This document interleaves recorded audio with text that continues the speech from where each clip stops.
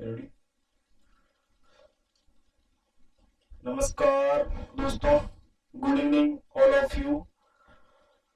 जैसा कि आप सभी लोगों को विदित होगा, हम कुछ दिनों से हमारे जो वीडियो थे वो प्रॉपर नहीं आ रहे थे, डिले कर रखे थे हम लोगों ने। उसके पीछे सबसे बड़ा रीजन यही था कि हमारे लोगों ने हमारा जो स्टूडियो उसको पूरी तरीके से एकदम से ढंग से प्रॉपर उसको डिजिटल बना दिया है।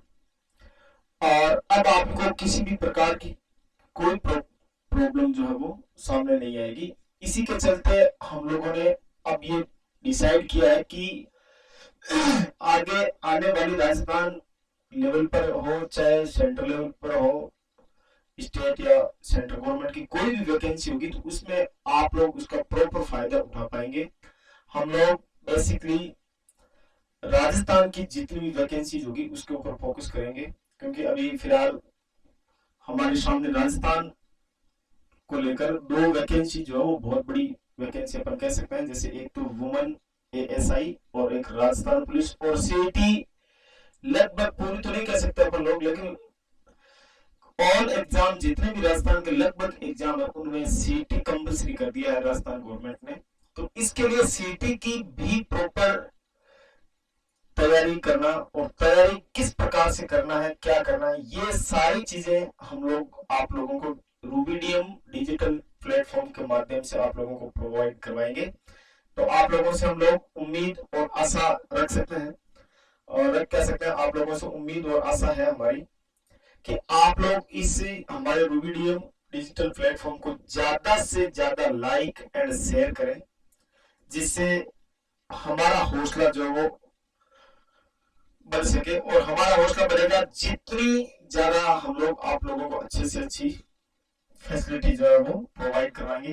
तो जैसा कल के लेक्चर में, कल के वीडियो में हमने आप लोगों को भारत की स्थिति और विस्तार के बारे में बताया था। तो मैं आप लोगों को बता देता हूं कि भारत की स्थिति और विस्तार से रिलेटेड जैसे हमने कल देखा था कि चार टाइप के क्वेश्चन बनते हैं। इस चार टाइप के क्वेश्चंस में सबसे पहले हमने बात की थी भारत की ग्लोबल स्थिति की, और ग्लोबल स्थिति के बाद में अगर हम लोग सिंपल सा बात करें तो दूसरा अपना टॉपिक था भारत की महाद्वीपीय स्थिति, जैसा कि आप लोग इस टॉपिक के माध्यम से भी देख सकते हैं।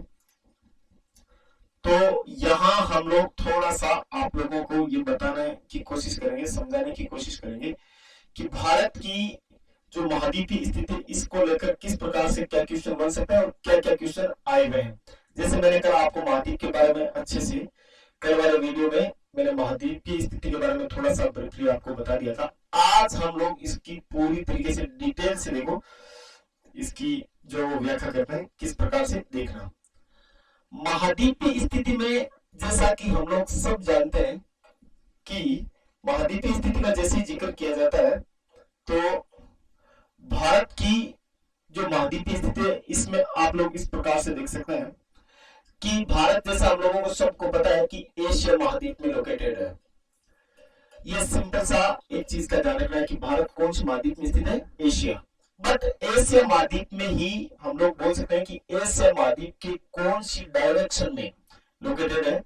तो सिंपली अपन लोग कह सकते हैं कि भारत एशिया महाद्वीप के दक्षिण में, यानी कि भारत एशिया महाद्वीप के कौन सी डायरेक्शन में लोकेटेड है, दक्षिण में। और इसी एशिया के दक्षिण वाला जो पार्ट है, इस दक्षिण वाले पार्ट को हम लोग बोलते हैं दक्षिणी एशिया। क्या बोलते हैं, दक्षिणी एशिया। और इस दक्षिणी एशिया में हम लोग चर्चा करेंगे कि ये दक्षिणी एशिया कौन सा है, किस प्रकार से है क्या नहीं है, इसको थोड़ा सा अच्छे से देखेंगे। तो बोर्ड के ऊपर ध्यान रखना, अच्छे से समझने की कोशिश करना है, और जितना आप कंसंट्रेट बोर्ड के ऊपर रखेंगे उतना ही ज्यादा आप लोगों को अच्छे से आप लोगों को समझ में आएगा, आपकी समझ विकसित हो पाएगी। तो इसी के चलते हम लोग देखो अकॉर्डिंग टू मैप, एशिया के मैप के अकॉर्डिंग हम लोग देखेंगे इसको। तो कैसे देखना है, क्या करना है, ये थोड़ा सा समझ लेना अपने को किस प्रकार से देखो।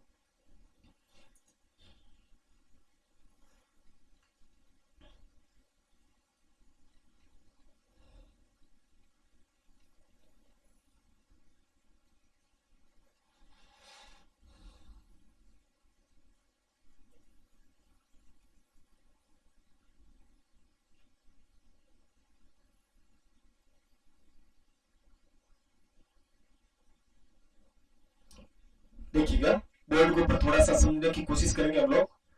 तो जैसा कि आप लोगों को यहां पर थोड़ा सा दिख रहा होगा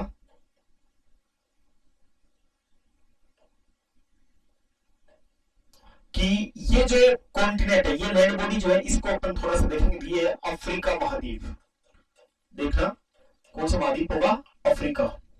और अफ्रीका महाद्वीप के बाद में यहां अगर अपन भारत के सदर्न साइड में, भारत के दक्षिणी भाग में अगर अपन बात करेंगे, तो यहां पर है अपना इंडियन ओशियन, हिंद महासागर और एशिया महाद्वीप। यहाँ ये जो भारत का मैप आपको दिख रहा है, यहाँ आप लोगों को बेसिकली पता ही होगा कि यहाँ पर है इंडिया, और यहाँ पर है आपका पैसिफिक ओशियन। कौन सा ओशियन होगा, पैसिफिक ओशियन। तो यहाँ इसमें यहाँ पर एक छोटा सा कंट्री, देखिए बोर्ड के ऊपर ध्यान देना है आप लोगों को। यहाँ पर ये जो छोटा सा आइलैंड कंट्री होगा, ये आइलैंड कंट्री कौन सा है, श्रीलंका। और श्रीलंका के ठीक इस साइड में अगर अपन बात करेंगे तो यहाँ पर है मालदीव। कौन सा कंट्री होगा, मालदीव। और ये भारत के ये जितने भी पड़ोसी देश है, या अपन लोग इस प्रकार से कह सकते हैं कि ये वाला जो पार्ट है, इस पार्ट को अपन बोलते हैं दक्षिणी एशिया। यहां से समझने की कोशिश करना है, ये एशिया का कौन सा भाग होगा, तो ये एशिया का कौन सा भाग, दक्षिणी एशिया। दक्षिणी एशिया के ऑलमोस्ट, यानी कि एग्जैक्ट तो अपन नहीं कह सकते, बट लगभग दक्षिणी एशिया महाद्वीप जो है, इस महाद्वीप के भारत मिडल में लोकेटेड है, सिचुएटेड है। और यहां से हम लोग देख सकते हैं कि ये एक इस प्रकार से, यहाँ इस साइड में भी एक कॉन्टिनेंट है, इस कॉन्टिनेंट को अपन बोलते हैं यूरोप। तो यूरोप कॉन्टिनेंट कहां तक होगा, तो ये वाला जो भाग है एशिया के, हम लोग बोल सकते हैं कि एशिया का नॉर्थ और वेस्ट, उत्तर पश्चिमी भाग जो है, इस साइड वाला भाग, इस भाग को अपन बोलेंगे उत्तरी पश्चिमी एशिया। और उत्तरी पश्चिमी एशिया में एक महाद्वीप जिसको अपन बोलते हैं यूरोप, है ना। और यूरोप के बाद में इस साइड वाला ये जो पार्ट है, यहाँ इसको अपन बोलते हैं उत्तरी एशिया। और उत्तरी एशिया के बाद में इस साइड वाला, यहां से लेकर ये वाला एशिया जो है, इस एशिया को अपन बोल देते हैं पश्चिमी एशिया। और ये पार्ट जो एशिया का, इस पार्ट को अपन बोलते हैं दक्षिणी पश्चिमी एशिया। और आपकी जानकारी के लिए बता दूं कि ये वाला जो पार्ट है, इसको अपन बोलते हैं दक्षिणी एशिया। और यहाँ ये जो पार्ट होगा, इस पार्ट को अपन बोलते हैं दक्षिणी पश्चिमी, सॉरी ये दक्षिणी पूर्वी एशिया हो जाएगा। और ये वाला जो पार्ट है, इसको अपन बोलते हैं दक्षिणी पश्चिमी एशिया। बीच में कुछ पार्ट जो बच जाता है, इसको अपन बोलते हैं मिडिल एशिया, मध्य एशिया। और मध्य एशिया में मेनली 5 कंट्री आते हैं, जो अपन वर्ल्ड ज्योग्राफी में अच्छे से इसको स्टडी करेंगे। तो आप लोगों की जानकारी के लिए बता दूं कि एक बार थोड़ा सा बेसिक बता देता हूं कि पाकिस्तान और अफगानिस्तान को छोड़कर जिस किसी भी देश के नाम के पीछे तान शब्द लग जाता हो, सुनना है अच्छे से, पाकिस्तान और अफगानिस्तान को छोड़कर जिस किसी भी देश के नाम के पीछे तान शब्द लग जाता है, तो वो मेनली वो कंट्री जो होगा, वो मध्य एशिया का देश होगा। तो यहाँ ये जो एशिया है, इस एशिया में अपने को देखना है कि कौन सा एशिया होगा, दक्षिण एशिया। और दक्षिणी एशिया में यहाँ भारत की ये लोकेशन बन रही है, यहां से लेकर यहां तक, ये वाला पार्ट, जिसमें अंडमान निकोबार और लक्षद्वीप आइलैंड भी है। तो इस भाग में हम लोग सिंपल तरीके से कह सकते हैं कि भारत दक्षिणी एशिया के लगभग मध्य में स्थित है। तो आप लोग यहाँ पर फिर से देख सकते हैं कि अपना टॉपिक जो था वो कौन सा था, भारत की महाद्वीपीय स्थिति। तो हम लोगों ने यहाँ पर क्या पढ़ा कि भारत कौन सी महाद्वीप में होगा, एशिया महाद्वीप में। और एशिया महाद्वीप की कौन सी डायरेक्शन में, दक्षिण में, जिसको अपन बोलते हैं दक्षिणी एशिया। तो यहाँ अपना सिंपल सा क्वेश्चन निकल कर आ गया, देखो भारत कौन सी महाद्वीप में होगा, दक्षिणी एशिया में। और दक्षिणी एशिया में अगर पूछे तो आप लोग इजी वे में कह सकते हो कि दक्षिणी एशिया के ऑलमोस्ट, यानी लगभग दक्षिणी एशिया के कहां पर स्थित होगा, मध्य में। तो ये बेसिक चीज है, आप लोगों को अच्छे से पता होनी चाहिए, सिंपल है। तो आप लोगों को शायद इसका आंसर मिल गया होगा कि भारत की महाद्वीपीय स्थिति क्या होगी। तो भारत की महाद्वीपीय स्थिति क्या है, तो आप लोग सिंपल से बोल सकते हो एशिया महाद्वीप के दक्षिण में, और दक्षिणी एशिया के लगभग भारत जो है वो मध्य में स्थित है। तो हमारे 2 प्रकार के क्वेश्चन बने, देखो भारत की स्थिति और विस्तार से रिलेटेड कौन कौन से। एक तो भारत की ग्लोबीय स्थिति, जिसमें हमने पढ़ा था कि भारत उत्तरी और पूर्वी गोलार्ध में स्थित है। दूसरा अपना टॉपिक था भारत की महाद्वीपीय स्थिति, और भारत की महाद्वीपीय स्थिति में हम लोगों ने एशिया महाद्वीप में पढ़ा। एशिया महाद्वीप के कौन सी डायरेक्शन में, दक्षिण में, और दक्षिणी एशिया के लगभग कहां पर होगा, मध्य में। नेक्स्ट अगर अपन बात करें तो अपना जो क्वेश्चन आएगा वो आएगा, क्या बनकर आएगा देखो। तो इसमें अपन लोग कह सकते हैं कि भारत की स्थिति को लेकर क्या क्या क्वेश्चन पुटअप हो सकते हैं, ये ध्यान रखना है। तो यहाँ पर तीसरा पॉइंट जो अपना होगा, ये तीसरा पॉइंट अपना कौन सा है, तो तीसरे पॉइंट में हम लोगों को यहाँ पे समझ लेना है थोड़ा सा।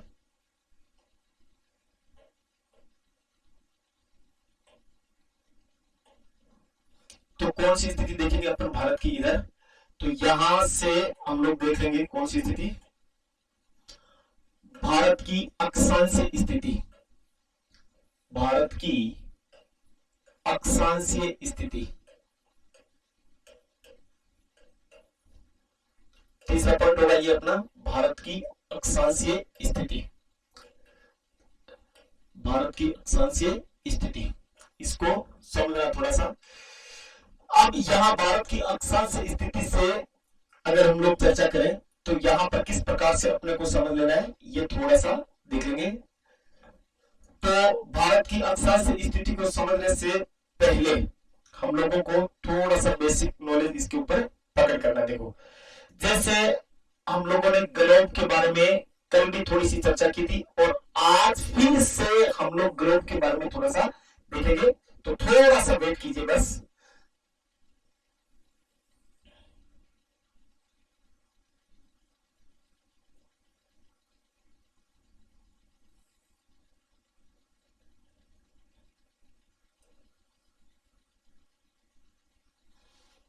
ध्यान देना बोर्ड के ऊपर। जैसे अक्षांश रेखाओं की अगर अपन बात करें तो हमने पहले इस अक्षांश रेखा के बारे में पढ़ा था कि ये अक्षांश रेखा कौन सी है, तो इस अक्षांश रेखा को अपन बोल देंगे 0 डिग्री अक्षांश।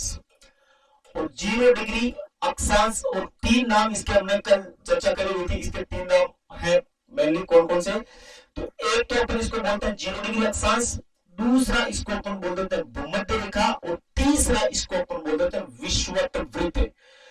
तो यहां से इस अक्षांश की अच्छे से अगर पकड़ करें तो अक्षांश किसको बोलेंगे, तो ये आप लोगों को थोड़ा सा इसकी डेफिनेशन के बारे में पता होना चाहिए, या फिर इतना समझ लेना है कि अक्षांश क्या है।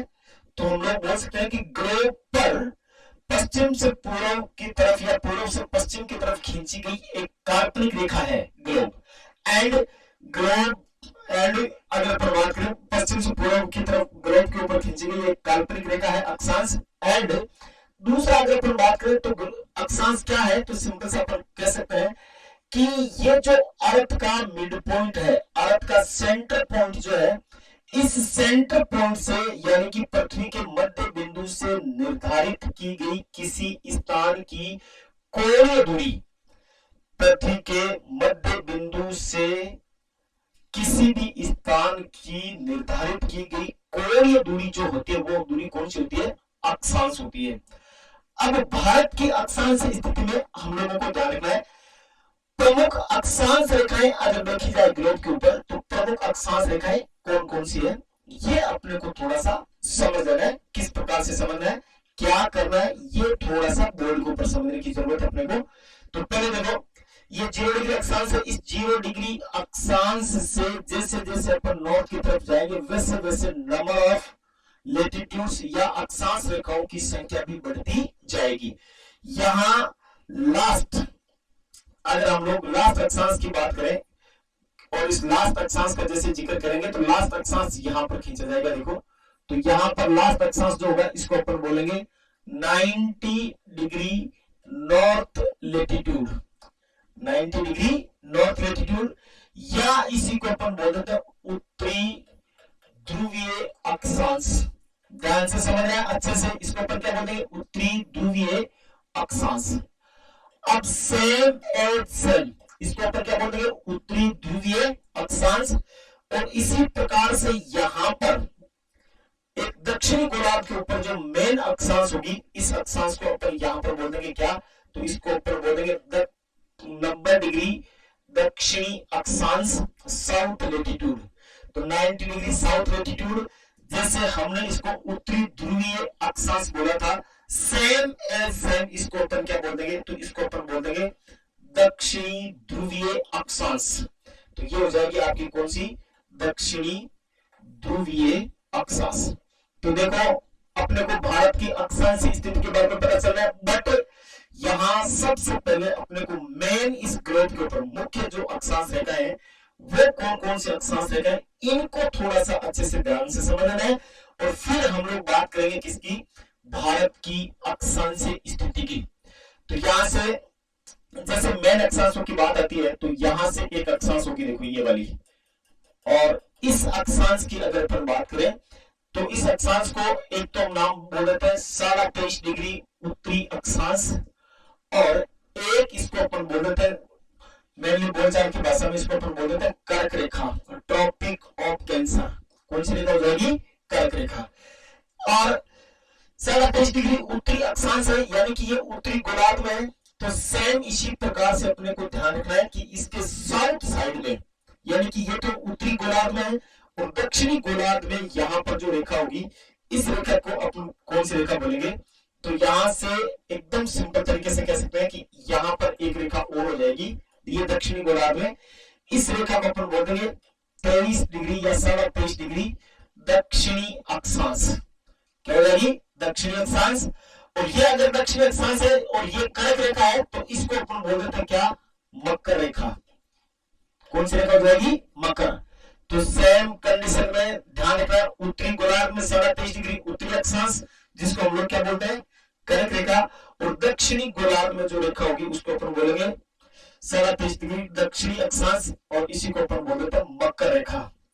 इसी प्रकार से एक मेन अक्षांश रेखा का अगर जैसे जिक्र किया जाएगा, तो मेन अक्षांश रेखा और कौन सी है, तो यहां से अपन देखेंगे कि मेन अक्षांश रेखा एक और कौन सी है, तो यहां से एक रेखा और हो जाएगी, और इस रेखा की अगर अपन बात करें तो इस रेखा को अपन बोल रहे हैं 66 डिग्री 30 मिनट नॉर्थ लेटीट्यूड उत्तरी अक्षांश रेखा, 66.5 डिग्री उत्तरी अक्षांश रेखा, या फिर इसी अक्षांश रेखा को अपन बोल देते हैं आर्कटिक रेखा या आर्कटिक वृत्त, आर्कटिक रेखा। और इसी ये तो उत्तरी गोलार्ध में, उत्तरी गोलार्ध के बाद में देखो यहां से अपन लोग एक रेखा और ड्रॉ करेंगे, इस रेखा को, ये आर्कटिक है और इस आर्कटिक की ये एकदम अपोजिट है, और अपोजिट होने के कारण इसको अपन क्या बोलेंगे, देखना है 66 डिग्री या 66.5 डिग्री दक्षिणी अक्षांश। तो आर्कटिक का उल्टा या इसका एंटी ध्यान रखना है, आर्कटिक का एंटी जो होगा वो क्या होगा, एंटी आर्कटिक। तो इस 66.5 डिग्री दक्षिणी अक्षांश को अपन क्या बोल देंगे, एंटी आर्कटिक, या इसी को अपन बोल देंगे अंटार्क, क्या बोल देंगे, अंटार्कटिक। इस प्रकार से इसको देखना है, सुनना है किस प्रकार से। देखो ये मेन 5 6 7 अक्षांश रेखा है, जिनको अपने को अच्छी तरीके से इनको ध्यान रखना है, और इसी के बेस के ऊपर अपने को ध्यान रखना है भारत की अक्षांशीय स्थिति। तो यहां से हम लोग एकदम इजी वे में किस प्रकार से समझ रहे हैं, देखो अब भारत की अक्षांश स्थिति में पहले हमें मेन अक्षांश रेखाएं कौन कौन सी उसको देखना है। जैसे एक तो ये हो जाएगी भूमध्य रेखा, भूमध्य रेखा के बाद में 23.5 डिग्री उत्तरी अक्षांश रेखा जिसको अपन कर्क रेखा बोलते हैं, 168 डिग्री तक उत्तरी अक्षांश जिसको अपन आर्कटिक रेखा बोलते हैं। आर्कटिक रेखा इसलिए बोलते हैं क्योंकि ये आर्कटिक महासागर से ड्रॉ होती है, आर्कटिक महासागर से गुजरने के कारण इसको अपन क्या बोलते हैं, आर्कटिक वृत्त या आर्कटिक अक्षांश। इसके बाद में यहाँ पर जो हो जाएगी वो हो जाएगी 90 डिग्री उत्तरी अक्षांश, और इसी को एक नाम दूसरा अपन क्या बोल देंगे, उत्तरी ध्रुवीय अक्षांश। ये बात की हमने उत्तरी गोलार्ध की, कौन सी गोलार्ध की, उत्तरी गोलार्ध की हमने ये बात की। उत्तरी गोलार्ध और दक्षिणी गोलार्ध एक दूसरे के अपोजिट है, एक दूसरे के अपोजिट डायरेक्शन में विपरीत दिशा में स्थित है, इसलिए उत्तरी गोलार्ध और दक्षिणी गोलार्ध एक दूसरे के क्या है, अपोजिट है। जैसे हम लोग देखेंगे कि जैसे यहाँ पर 23.5 डिग्री उत्तरी अक्षांश थी, तो यहाँ पर क्या हो जाएगी, देखो ये वाली लाइन हो जाएगी 23.5 डिग्री दक्षिणी अक्षांश। और इसके बाद में यहाँ पर देखो कौन सी थी, 66 डिग्री दक्षिणी अक्षांश, इसको ऊपर दक्षिणी अक्षांश बोल रहे, तो यहाँ पर आर्कटिक था, तो आर्कटिक का एंटी कर देंगे, तो एंटी से क्या बन जाएगा, एंटी आर्कटिक अर्थात अंटार्कटिक। यहाँ पर महासागर था उत्तरी ध्रुव के पास में, तो दक्षिणी ध्रुव के पास में महासागर न होकर एक महाद्वीप है, और महासागर और महाद्वीप एक दूसरे के क्या होते हैं, अपोजिट होते हैं। ये चीज ध्यान रखना है। तो महासागर का अपोजिट महासागर का अपोजिट महाद्वीप, और महाद्वीप का अपोजिट कौन सा हो जाएगा, महासागर। अब अपने को भारत की इन मेन अक्षांशों के बीच में अपने को भारत की अक्षांश स्थिति जो है वो स्टडी करना है। तो भारत की अक्षांश स्थिति पढ़ने के लिए एक चीज हमेशा माइंड में सेटअप होनी चाहिए। जैसे ही भारत की अक्षांश स्थिति की अगर हम लोग चर्चा करेंगे तो आप लोगों के माइंड में ये सिंपल सी बात रहनी चाहिए कि कर्क रेखा लगभग भारत के मध्य से होकर गुजरती है। एग्जैक्ट तो नहीं कह सकते हम लोग, बट हम सिंपली कह सकते हैं कि कर्क रेखा भारत के लगभग मध्य से होकर गुजरती है। तो यहां से अगर सिंपल तरीके से अगर अपन बात करें कि यहां अगर भारत की ये ग्रेविटी स्थिति है, जैसे हमने पीछे वाली वीडियो में देखा था कि यहां से अगर देखा जाए तो Bharat according to latitude 0 degree अक्षांश के आधार पर भारत उत्तरी गोलार्ध में था, और भारत से ड्रॉ होने वाली, भारत से गुजरने वाली सारी की सारी अक्षांश रेखाएं जो होगी वो कौन सी रेखाएं होगी, तो उसको अपन बोल देंगे उत्तरी अक्षांश रेखाएं। और उत्तरी अक्षांश रेखाएं क्यों बोलेंगे, इसको कारण क्या है, क्योंकि भारत उत्तरी गोलार्ध में स्थित है। और ये देखो 37.5 डिग्री उत्तरी अक्षांश या कर्क रेखा लगभग भारत के मध्य से होकर गुजरती है। तो ये कौन सी रेखा हो जाएगी, ये 0 डिग्री अक्षांश। 0 डिग्री अक्षांश से जैसे जैसे अपन नॉर्थ पोल की ओर, उत्तरी ध्रुव की ओर बढ़ते जाएंगे, वैसे वैसे अक्षांश रेखाओं की संख्या बढ़ती जाएगी। और अक्षांश रेखाओं की संख्या कहां तक बढ़ेगी, अर्थात इट मींस अक्षांश रेखाओं की लिमिट कहां तक होगी, 90 तक। तो हम लोग एक सिंपल सा टर्म्स यूज कर सकते हैं कि कम से कम अक्षांश रेखाएं शून्य होती है, और अधिकतम अक्षांश की अगर अपन बात करें तो अधिकतम अक्षांश होती है 90 डिग्री तक, 90 होती है। तो भारत की अगर अपन बात करें कि भारत कौन सी अक्षांश रेखाओं के बीच में लोकेटेड होगा, स्थित होगा, तो हम लोग बेसिकली कह सकते हैं इस चीज को कि भारत 0 डिग्री अक्षांश से 90 डिग्री उत्तरी अक्षांश के बीच में स्थित है। बट एग्जैक्ट भारत की अक्षांश स्थिति क्या होगी, तो एग्जैक्ट भारत की अक्षांश स्थिति जानने के लिए इस 0 डिग्री से थोड़ा सा अगर अपन उत्तर की तरफ चले तो यहां से जैसे ही अगर अपन देखें तो भारत को टच करते हुए जो अक्षांश रेखा गुजरेगी, उस अक्षांश रेखा की अगर हम लोग बात करें तो ये अक्षांश रेखा हो जाएगी, देखो ये वाली, ये एक रेखा होगी जो भारत को टच करते हुए गुजरेगी। एक तो ये होगी, और इस रेखा की अगर हम लोग बात करें तो ये रेखा कौन सी होगी, तो इस रेखा को अपन बोल देंगे 8 डिग्री 4 मिनट उत्तरी अक्षांश। तो भारत की अक्षांश स्थिति कहां से शुरू होगी, 8 डिग्री 4 मिनट उत्तरी अक्षांश। इस 8 डिग्री 4 मिनट उत्तरी अक्षांश से जैसे जैसे अपन नॉर्थ की तरफ बढ़ते जाएंगे वैसे वैसे अक्षांशों की संख्या बढ़ती जाएगी।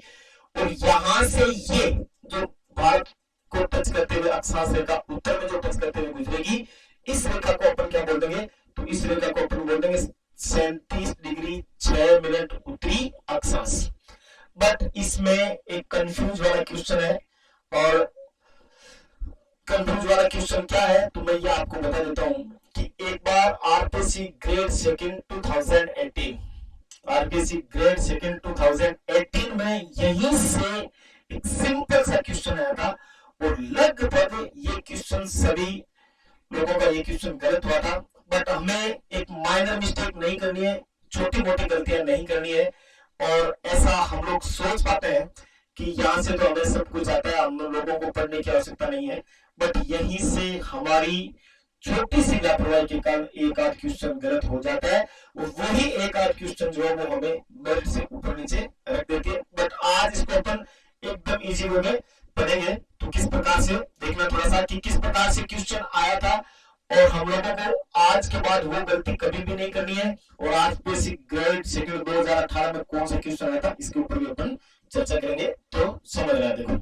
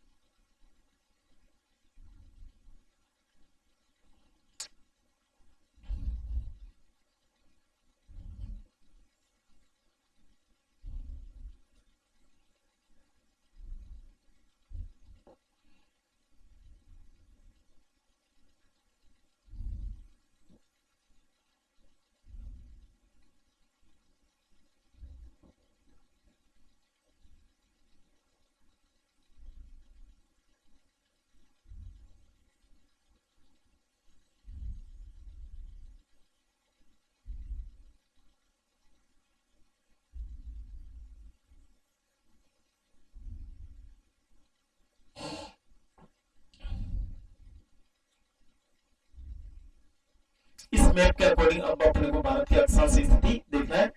तो यहां से हम लोगों को क्या सीखना है, ये चीज अपने को थोड़ा सा देखना है। देखो जैसे यहाँ पर बंगाल की खाड़ी है, और इस बंगाल की खाड़ी में एक भारत का आइलैंड ग्रुप है, और ये आइलैंड ग्रुप जो है ये भारत का केंद्र शासित प्रदेश भी है। और इस आइलैंड ग्रुप की अगर अपन चर्चा करें तो इस आइलैंड ग्रुप का नाम है अंडमान एंड निकोबार आइलैंड है, अंडमान निकोबार द्वीप समूह है। और यह अंडमान निकोबार द्वीप समूह भारत का एक केंद्र शासित प्रदेश भी है। और इधर एक केंद्र शासित प्रदेश और है भारत का, तो इसको अपन बोलते हैं लक्स आइलैंड ग्रुप, लक्स द्वीप समूह है। अब मैं ये चीज आपको इतनी क्यों बता रहा हूं, इसके पीछे रीजन क्या है देखो। तो ये जो आइलैंड ग्रुप है यहाँ पर, है ना, इस आइलैंड ग्रुप में हमें थोड़ा सा देखना है, किस प्रकार से देखना है। देखो कि ये आइलैंड ग्रुप अंडमान निकोबार और लक्षद्वीप आइलैंड द्वीप समूह जो है ये भारत की मुख्य भूमि में तो शामिल नहीं है, बट है भारत का, ये चीज ध्यान रखनी है। क्योंकि इन दोनों आइलैंड्स ग्रुप के ऊपर, अंडमान और लक्षद्वीप आइलैंड के ऊपर राइट्स या अधिकार किस कंट्री के हैं, तो इंडिया के हैं। ये हमारे आइलैंड है, हमारे द्वीप है। तो अभी हम लोग भारत की अक्षांश स्थिति को लेकर जो चर्चा करें, इसमें भारत की अक्षांश स्थिति दो प्रकार की होगी। भारत की अक्षांश स्थिति कितने प्रकार की होगी, दो प्रकार की। कौन कौन सी दो प्रकार की होगी, तो इसमें एक तो ये वाली लाइन भारत को टच करते हुए गुजरेगी, ये वाली इस प्रकार से, है ना। इस अक्षांश रेखा की अगर हम लोग बात करें तो इस अक्षांश रेखा को हम लोग क्या बोल देंगे, तो इस अक्षांश रेखा को अपन बोल देंगे 6 डिग्री 45 मिनट उत्तरी अक्षांश, 6 डिग्री 45 मिनट उत्तरी अक्षांश। और इस 6 डिग्री 45 मिनट उत्तरी अक्षांश से जैसे अगर हम लोग थोड़ा सा इससे ऊपर चलेंगे तो अक्षांशों की संख्या बढ़ेगी। तो यहां से जो भारत को टच करते हुए जो अक्षांश रेखा ड्रॉ होगी, ये वाली, इस अक्षांश, ये वाली अक्षांश रेखा देखो जो भारत को टच करते हुए ड्रॉ होगी, इस अक्षांश रेखा को अपन बोल देंगे 8 डिग्री 4 मिनट उत्तरी अक्षांश, 8 डिग्री 4 मिनट उत्तरी अक्षांश। तो पहले वाली कौन सी थी, 6 डिग्री 45 मिनट उत्तरी अक्षांश, अब कौन सी है, 8 डिग्री 4 मिनट उत्तरी अक्षांश। और इससे थोड़ा सा जैसे जैसे हम लोग आगे बढ़ते जाएंगे तो यहां से हम लोग पढ़ सकते हैं कि लगभग भारत के मध्य से होते हुए ये रेखा और गुजरेगी, जिसके बारे में हमने अभी थोड़ी देर पहले चर्चा की थी। इस रेखा को अपन बोलेंगे 23.5 डिग्री उत्तरी अक्षांश रेखा, या इसी को अपन बोल देंगे कर्क रेखा, 23.5 डिग्री उत्तरी अक्षांश रेखा, या इसको क्या बोल देंगे, कर्क रेखा। और जैसे जैसे 23.5 से ऊपर की तरफ और बढ़ते गए तो यहां से फिर से एक अक्षांश रेखा जो भारत को टच करते हुए जो ड्रॉ होगी, वो कौन सी रेखा होगी, तो यहां से देखना है, एक रेखा होगी ये वाली आपकी, ये। तो इस अक्षांश रेखा को अपन क्या बोल देंगे, तो इस अक्षांश रेखा को अपन बोल देंगे 37 डिग्री 6 मिनट उत्तरी अक्षांश। अब अपने को सिंपल तरीके से भारत की अक्षांश स्थिति के बारे में अच्छे से देखना है। देखो किस प्रकार से कौन सी भारत की अक्षांश स्थिति होगी। तो भारत, हम लोग कह सकते हैं कि भारत 6 डिग्री 45 मिनट उत्तरी अक्षांश से 37 डिग्री 6 मिनट उत्तरी अक्षांश के बीच में स्थित है। भारत 6 डिग्री 45 मिनट उत्तरी अक्षांश से 37 डिग्री 6 मिनट उत्तरी अक्षांश के बीच में लोकेटेड है या स्थित है। अब अगर हम लोग बात करें तो इसमें क्वेश्चन किस प्रकार से बन सकते हैं, वो चीज थोड़ा सा अपने को अच्छे से मेंशन करना। और यही क्वेश्चन यहाँ से आया गया आरपीसी ग्रेड सेक्टर 2018 में। कैसे, देखो आगे पूछे कि संपूर्ण भारत की अक्षांश स्थिति, तो संपूर्ण भारत की अक्षांश स्थिति में अपने को कहां से ऐड करना है, तो संपूर्ण भारत की अक्षांश स्थिति अपन पढ़ेंगे 6 डिग्री 45 मिनट उत्तरी अक्षांश से 37 डिग्री 6 मिनट उत्तरी अक्षांश। बट ऐसा पूछ रहे कि भारत की मुख्य भूमि की अक्षांश स्थिति क्या है, यहीं पर ये क्वेश्चन थोड़ा सा डिफिकल्ट हो जाएगा। देखो किस प्रकार से, हालांकि डिफिकल्ट नहीं है बट थोड़ा सा समझने की जरूरत है। कोई डिफिकल्ट नहीं होता क्वेश्चन, बट अगर हमारी समझ अच्छी तरीके से विकसित हो तो किसी भी प्रकार का कोई क्वेश्चन डिफिकल्ट नहीं हो सकता। भारत की मेन लैंड का अगर जैसे जिक्र आएगा तो मेन लैंड में आप लोगों को ध्यान रखना है कि एक तो लक्षद्वीप समूह और अंडमान निकोबार द्वीप समूह जो है ये भारत की मेन लैंड में इंक्लूड नहीं है, मेन लैंड में शामिल नहीं है।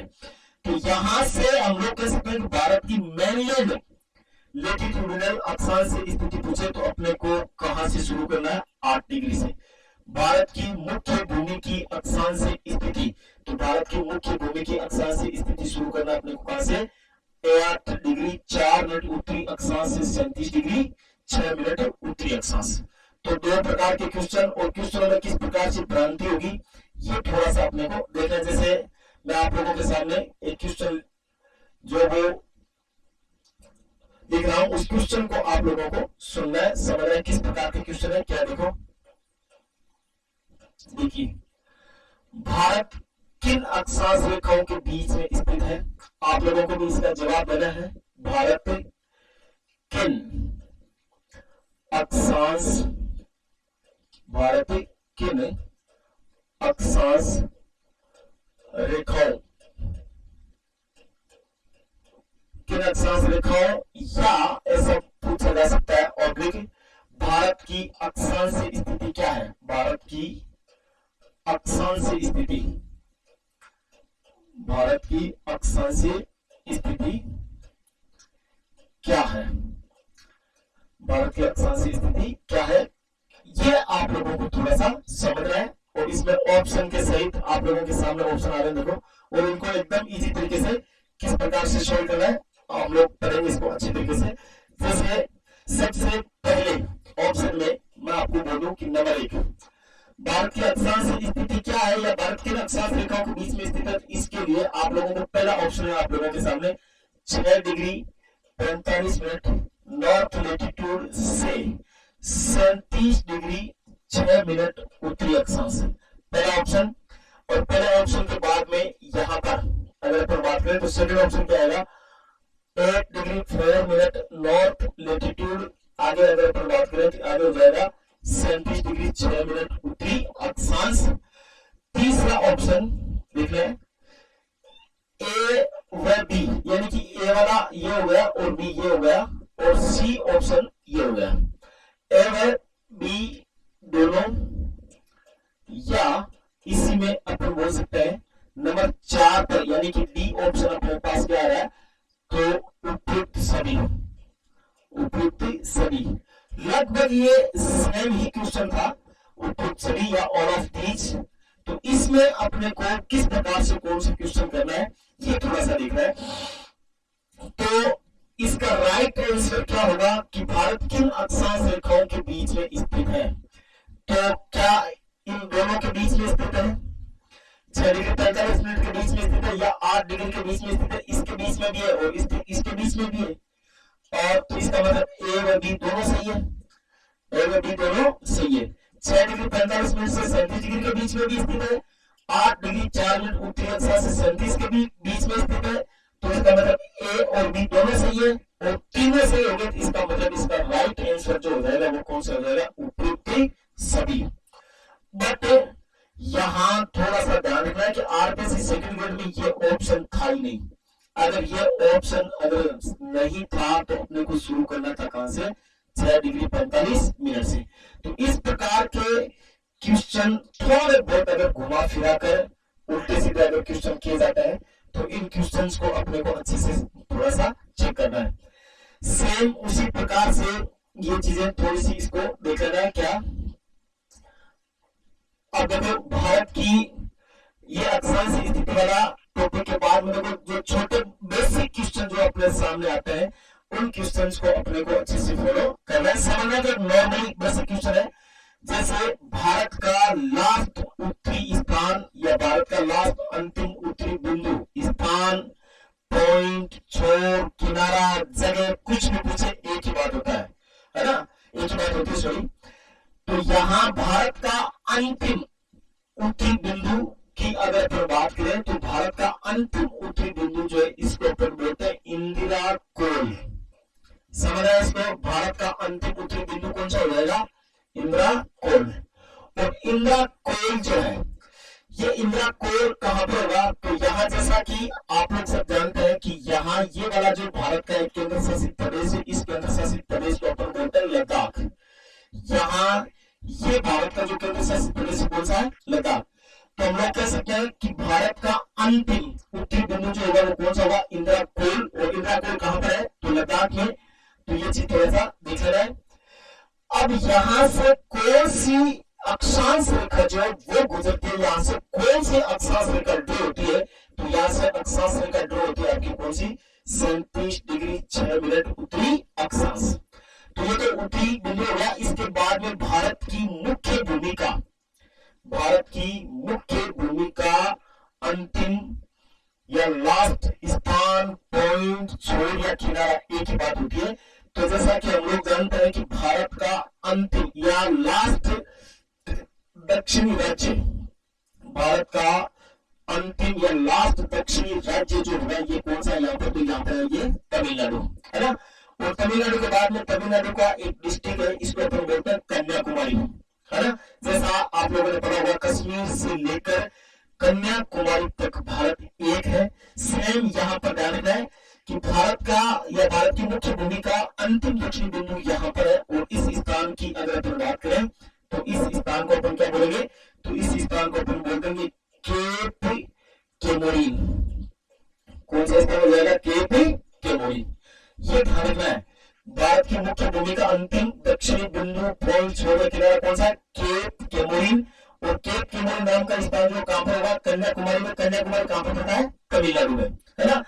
अब संपूर्ण भारत की, यह केवल पूछे कि भारत का अंतिम दक्षिणी बिंदु, स्थान, पॉइंट या छोर या किनारा कौन सा होगा, तो इसके बारे में आप लोगों को थोड़ा सा देखना है। इसमें थोड़ा सा कंफ्यूज है, इसमें समझना है। जैसा मैं आप लोगों को आगे बता देता हूं थोड़ा सा इसमें। जैसा अभी हम लोगों ने यहाँ पर पढ़ा, थोड़ा सा देखो ऐसे।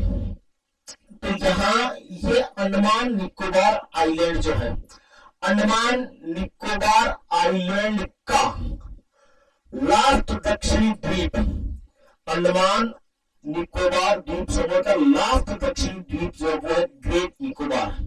ये ध्यान रखना है, यहाँ पर कौन सा रहेगा, ग्रेट निकोबार।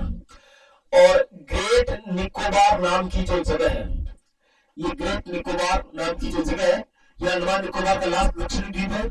और हम लोग कह सकते हैं कि ग्रेट निकोबार भारत का एक जैव मंडल आरक्षित क्षेत्र है। और हम लोग कह सकते हैं ऐसा कि भारत में कुल जैव मंडल आरक्षित क्षेत्रों की जो संख्या है वो है 18, है ना।